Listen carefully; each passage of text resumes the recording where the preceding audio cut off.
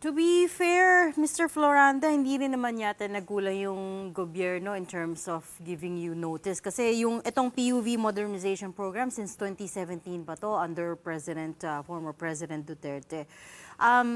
If you, of course, sabi na ni President Marcos, no more extensions, but you're trying to push for more time. How much more time exactly ang kailangan nyo?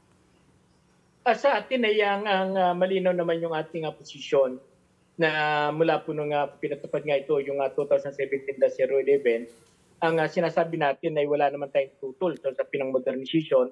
Ang linalabanan lang po natin dito yung maling mandana ng modernization na bakit natin kailangan bumili ng ubod ng mga mamahalin ng mga sasakyan at bakit natin kailangan magbuo ng corporation o magbuo ng kooperatiba.